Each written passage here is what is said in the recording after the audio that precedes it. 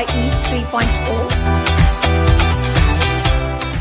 Please welcome all our speakers on stage who are on stage, and coming up, Ms. Preeti Tyagi, Architect Manu Malhotra, Mr. Tanuj Agarwal, Mr. Vishal Khandelwal, and Ms. Shruti. And please give them a round of applause. And I'll hand it over to Ms. Preeti Tyagi to steer this discussion. So, hello everyone, I'm Preeti Tyagi and we are gathered here to discuss a topic of paramount importance, that is fire safety in healthcare infrastructure. Fire safety ki baat kare to it is itself a very serious topic, and when it comes to healthcare sector, the seriousness of this topic intensifies because we are dealing with helpless people, especially in intensive care units and newborn. If we reflect on past events and ongoing innovation that's happening in healthcare sector, especially related to fire safety, a lot of work has been done. But I would like to put few facts in front of our audience. We all remember the tragic incident that happened in 2011 in AMRI, Kolkata. Almost 93 lives were lost in this incident. It has been 10 decades now, or 10 saal baad bhi, we are seeing that a lot of accidents, fire accidents are happening in healthcare facilities. According to a survey, 89% of these healthcare accidents are happening because of the presence of electrical problems like electrical short circuits. 4% of these problems are happening because of inflammable material present at the site. Apart from this, if we compare the ratio of accidents that are happening in government sector and in private sector, almost 54% of these accidents are happening in government healthcare sectors and rest in private healthcare sector. और अगर मैं बात करूं कि the reason behind these accidents, it is very shocking that the main reason behind these accidents is legal non-compliance. That is, despite the presence of norms and rules for making these healthcare facilities safe, we have our hospital infrastructure facilities and government hospitals and private hospitals that are not following these guidelines. So ladies and gentlemen, we have this panel with us today to discuss this crucial topic. So I would like to ask my first question to Mr. Manu Malhotra. Mr. Manu Malhotra, floor compartmentation can play a very crucial role in fire safety, and you have done a lot of work in abroad too. So based on your experience, what is the best practice for floor compartmentation? See, I think in the earlier session, Sanjay has already spoken a lot about compartmentation, and he had actually very nicely, pictorially, kind of represented the way it should be done.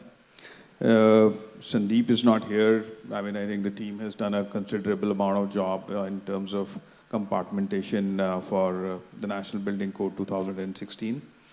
But, I mean, I'll just try and explain it from the context that, eventually you have to evacuate people when there's a fire in the building, and hospital being very prone to fire because of various inflammable materials inside, medical gas, oxygen, and so on and so forth. More so because the patient itself are immunocompromised and they cannot walk out. And even in structural code and all of that, there is a higher importance factor given to the hospital building. So, I mean, one way to evacuate is that you have fire staircase, have fire lifts and ramps and so on and so forth. But the best way to do is to actually vacate one compartment, a larger floor plate to be divided into various compartments in terms of various areas which are mentioned in the code, and shift all the occupants from one compartment to the other compartment. And each compartment thus, in a way, linked with a fire tower, which has got its own, stuff. So I think a lot of that has been done in quite detail in the National Building Code. But from an architectural standpoint, we have to be sure that even if you are complying with the code, you are actually enabling the code to function as well, right? I mean, if there's an 8-foot corridor and the architect hasn't really provided in for a space for the biomedical waste bins or stretchers and other alcoves, then you will still end up, obstructing the corridors, because eventually, operationally, they will still land up being in the corridor, right? And same goes for the staircase. Staircase is presumably not used, and hence eventually it remains locked and stuff like that. So the other thing, because the way our construction system is, I think despite having all the compartmentation and so on and so forth, the smoke seals are something which are not functioning properly. So all the services which are going through the walls, which are the main demising wall or the compartmentation walls, they should have proper, materials to seal the openings, and smoke seals are used not only in the on the horizontal in terms of the fire doors, but also vertically when it comes to the curtain wall from floor to floor travel of the smoke. We should keep those things in mind. One other thing which I think is mostly neglected is the fire ventilation system. We need to be sure that the exhaust and fresh air into both the compartments is not mixed. I mean, it's not following the same ducting and same air handling units and same exhaust systems. So all of these things put together can actually help compartmentation in a much better manner, despite everything being covered in the codes. Right. So my next question is to Mr. Tanuj Agarwal. Sir, basement car parking की बात करें तो basement car parking areas are an integral part of building these days. So according to you, what can be the environmental friendly solution for fire protection in these basement car parkings? Yeah, basement car parking, it's a crucial area in terms of ventilation, smoke and fire, because other than cars, they are human, the people who are driving, they are also there. So we have to, the fire suppression system has to be thought very carefully. And traditionally, we've been using water-based sprinklers only. And so what we can do is, first thing is detection of the fire. So fire detection has to be very precise so that, all the suppression system does not come on instantly. So it has to be precisely diagnosed where exactly the fire is, and then the suppression system starts. So other than water-based sprinkler system, we can have high pressure mist, which can, it is more effective. It can go like when we are talking of basement parkings, there may be a fire inside a car. So a water system cannot control that fire because that is inside. So a mist, a high pressure mist is much more effective in such cases. And we are using much less water and it reduces the temperature of fire drastically as compared to water, because mist, it spreads in the area much faster than the water-based systems. And moreover, we should be focusing on detection, and our fire panels and our building intelligence system should be integrated so that we can detect any false alarms. The systems do not run just because there is a false alarm and it is detected properly. Right, so detection of false alarm is very important in basement car parking, and how the sustainable measures that are taken there. Now, my question is to Shruti ma'am. Shruti ma'am, according to your experience and expertise, what is the importance of active and passive fire protection system in hospital infrastructure? Hi. So actually I was very happy that architects were talking about services. And I was a bit apprehensive because there's no MEP guy in the entire audience also. And we are talking about services. So there is, I don't know how many of you understand passive and active fire protection systems. She just mentioned during her inaugural about AMRI. It was not, the fire was not due to short circuit. Short circuit happened after the fire. It is the easiest way to say that the short circuit happened because of which the fire occurred. We don't do diagnostic of what was the origin or seat of fire. It's easiest to say short circuit. Electrical guys, blame them. It's not like that, yeah. Okay. Just on the lighter note, okay. So there are two things, passive protection and active protection. Passive protection, as was mentioned, is compartmentation. Compartmentation can be with walls, as Sanjay ji had mentioned in his presentation, or can be with fire curtains. If you want more flexibility in your design, in your regular design. And during fire, the compartment can be segregated. But what is more critical in that is, as was mentioned, that ducting. Ducting plays a very important role because any compartment has to be segregated. If a zone is under fire, it has to be contained, the smoke has to be contained within the compartment so that patients can be evacuated to other compartments, right?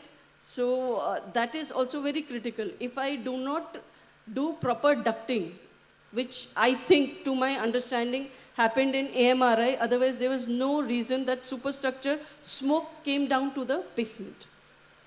So we have to understand why the fire happened, and if a system is designed MEP-wise nicely, effectively, the compartments will be respected. The fire will be contained into the zone itself. That's very important. What is active fire? As MEP consultants, people understand that they should be clear in how fire alarm and firefighting systems will work. We don't still understand ventilation plays a very important role. Even electrical power supply plays a very important role in the entire system. If the fan is not getting adequate power, how will it function during fire or after fire? We should also understand that smoke remains in the upper building even hours or days or months after the building had fire. So ventilation plays a very important role post-fire also. The fire has been closed. So that's very important. We have to understand, and even the client maintenance team should understand how to maintain those compartments for MEP services also. They should not further make changes that, okay, if I'm not getting a supply in a particular zone, I just get it from the other one. We have to understand how this electricity will be maintained during fire, in case it happens. Because wire will burn. Conduit may burn if I'm later making changes using PVC conduits, because PVC does not have fire rating. When we say MS conduit or GI conduit, they will not melt during fire. They'll become hot during fire, but they'll not melt. So we have to understand the logic behind what has been written in the code and how do we use it. Thank you. So, Shruti ma'am very well said that it is very important that we should understand the root cause, and service and maintenance is very important in this aspect. So, Mr. Vishal Khandelwal, your company Windowtex is the leading manufacturer of fire curtain that is a part of passive fire system, and you have done very big projects. One is Yashobhumi and another one is Bharat Mandapam. So, if we talk about hospital infrastructure, how good your product is to sustain the intense fire that happens in hospitals. Thank you everyone. I would like to tell you one thing very clearly, that as Shruti madam was telling, that as of now, that 2016 NBC code came, and now the new code is also coming, and you guys are aware about it. But what I am going to the market, I am seeing it, that even that many learned people doesn't know anything about codes. Nobody is taking care of, most of them, not I will say not nobody, but most of them are not taking care of those prescribed codes, whatever are there. Everybody is just want to make the shortcuts, just want to see the things that how it can be.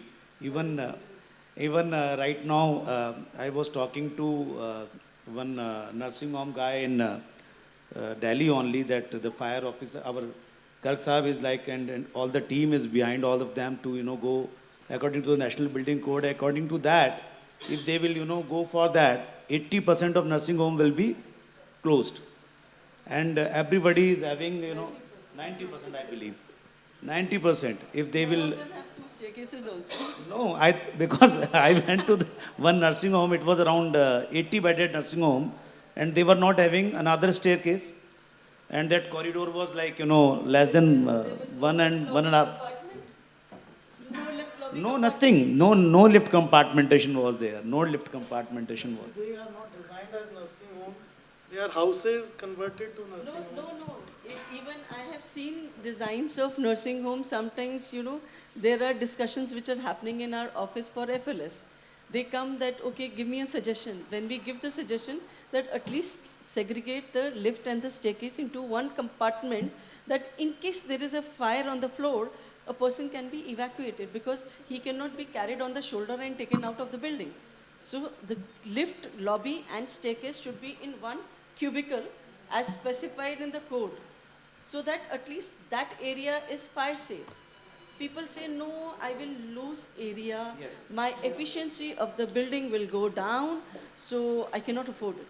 But you make it in the drawings, I'll get the approval according to that. People have directed architects in front of us on that. Yes, so we have to respect importance of somebody's life who's coming for treatment in your premise. I think that's very critical, and people forget that. Everything, sir, is not about efficiency. As MEP and FLS consultants, we are always fighting with architects that please compartment, if I'm compartmenting, please I have to put 2 fans, 1 fan in each compartment for smoke extraction at least. People say, nahi, why provide 2? Why not 1? Right, cost cutting is always there. And cost cutting, thank you, ma'am. Cost cutting happens only in MEP. As Shruti ji has rightly said, that cost cutting is the mantra what, most of the hospital developers as, going, but not the government, at least. Government actually is having, funds, and that architects now, doing the things rightly. And in fact, Manu ji is with us. He is doing the best of the hospitals right now, private hospitals, and the best practices actually we can see in their hospitals also. So, as rightly said, Preeti, that compartmentation, which is, a very big thing, and now you can do the compartmentation by fire doors, fire curtains, and the walls, whatever the way it is. But you have to be, taken care of the passive fire things. Because passive fire, ma'am, I think that it is the subject where you guys are also, not doing much about it. Yes. Always talking about the active, but passive is the thing where, you guys are like always, it is secondary for you. No, it is not secondary for us. We are FLS consultants as well. And unfortunately, not too many hospitals hire us as FLS consultants. People do hire us for IT building FLS because that's their tenant, giving it out for tenants to MNC companies. They ask, who's your FLS consultant? What is your code compliance to NFPA or NBC? So there they hire us, but hardly any healthcare projects come to us as FLS. Because people say that architect is sufficient to do FLS because he too gets to engross in his own design, in his own efficiencies. So there has to be a third party who is just monitoring compartmentation and compliance to compartmentation. Because I would like to just add to this that Indian code, NBC, is the only code throughout the country, throughout the world, which talks of horizontal evacuation in healthcare. And it's very critical. When we were discussing about healthcare evacuation, we were like, how can you take too many stretchers into an elevator and we have to restrict the time in which the building has to be evacuated? So it's better that the compartment gets evacuated horizontally and then you are in a smoke-free zone. Once you are in a smoke-free zone, then you can be evacuated coolly without any haphazard evacuation. So that's one reason why horizontal evacuation was introduced in NBC. I don't know how many projects we really detailed it out. And not only as architecture, but also as MEP. Because if my duct is crossing from one side to another, then it is not typical right compartmentation. Compartmentation has to go floor to floor till the top of the slab, till the top of the bottom of the slab, touching the slab, so that it is compartmented rightly. And then services also do not have to cross over in the compartments. It's very essential. I need one more comment from Manuji. He's a learned person. I think he can put his insight. No, I was listening about nursing homes and so on. Right? I mean, see, the problem is that NBC has done a great job, but imagine, you're converting 1,000 square yard plot into a nursing home, which has got a floor plate of about 4,000 square feet, and then you're supposed to provide 2 staircases of 2 meters, which essentially takes away about 1,000 square feet, right? I mean, so efficiency does drop in. And it's not about architect pushing about efficiency, right? The promoter will not build it eventually, yes, right? Yes. Because, see, if I'm not going to give him certain amount of numbers of revenue beds, he will eventually not build it. He'll say that, fine, I mean, if you're giving me only 30 beds on such a high rental or a high value property, I might as well not build the property, I mean, the nursing home. So I think there should be some amount of work which needs to be done in the National Building Code in terms of downsizing the requirement to link to the occupancy numbers vis-a-vis the number that, I mean, if you have 5,000 square feet, you need to provide 2 staircases of 2 meters. I'm not contesting it. That I'm sorry, there's some problem in this. Yeah. Okay. So yeah, I mean, if there's something that can be done on that, I don't know. So as far as National Building Code is concerned, I will introduce you to the committee, and you can please contribute to it, because we need more people to put their foot forward that this has to be done. Like offices, we have an occupancy ratio. Hospitals, we have an occupancy ratio. Clinics, also we have an occupancy ratio. But it's not respected, because NBC is not mandatory as far as code is concerned. It's up to the state government to make it mandatory. So a few states have made it mandatory, but they do not read all the parts. They do read MEP parts, fortunately. Like when we started with the code in 2005, nobody knew electrical also existed as part of the NBC. And we're fortunate now that a lot of things have got implemented, what have been recommended in NBC. And it helps in reducing the number of fires in the country.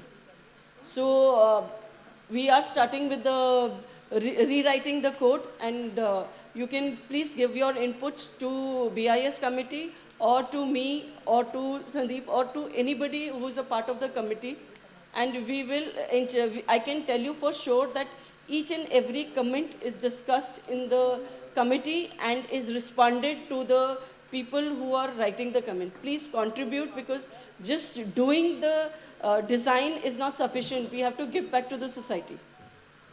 I would like to put one more thing, very interestingly, madam, that I was in Goa last week for some work, and I went to the fire office also, the new fire office which is coming. And I went there to meet fire chief. So surprisingly, there was no implementation of any codes there in the fire office, which is coming up new. So, so there was no passive fire in that building, no compartmentation in the new building, and there was no fire curtain or anything. No fire door, no nothing, no in the fire office. And it was a new building, which was, the client was GSIDC. You can ask them, there would be passive fire protection, because I have discussed this matter with the fire chief. Goa fire chief is quite active in all the seminars which happen in Goa. No, now he is retired, Mr. Menon. Now the new fire chief. No, even the new one. Yeah. I was in IMA retreat in Goa last, I think 2-3 months back. Yes. And he was very much active in the seminar. So he would slowly become aware. Yeah. But Mr. Menon would have taken care of the passive fire and active fire requirements in the building. Maybe the person you interacted with would not have been aware of. No, that's okay. But the point is, my only point is that yes, slowly and steady, the things are coming on the better side, and maybe the things will be better. And in hospitals, actually, as all our panelists has rightly said, that we should be taking care of all the best measures and practices. National Building Code is always there to showcase the things, and we can always go for it. Thank you very much. Thank you. Any other things? So thank you, the esteemed panel, for joining me. And I think the conclusion that I take from this discussion is that we need to get, the awareness regarding NBC code among the architects, MEP consultants, and the fraternity, so that we can, protect our hospital infrastructures from these kind of incidents, and more awareness and implementation regarding this is required. Thank you. Big round of applause for all our speakers on stage. Thank you so much for coming here and sharing your expertise with everyone. I request Gauravji to please come on stage, Mr. Tanuj Agarwal, Managing Director, IITPL, to present our speakers with a small gift from our side for coming here and sharing their knowledge with everyone. I request you to please present a small gift to Mr. Vishal Khandelwal, Managing Director, Windows Tech India Private Limited.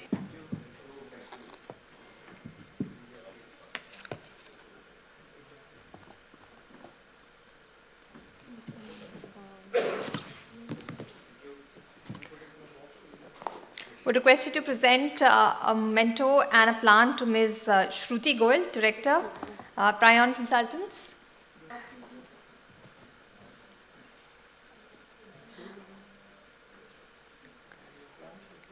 A memento and a plant for Ms. Preeti Tyagi.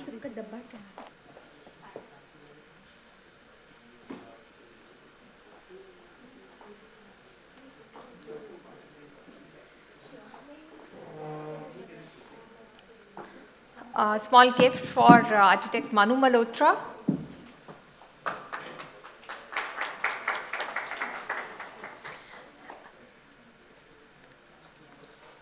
And a plant and memento for Mr. Tanuj Agarwal.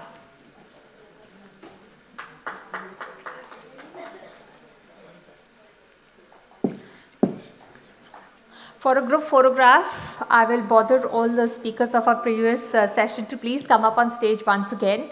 Round of applause for all our speakers on stage. Thank you so much for coming here and sharing the wealth of your expertise with everyone.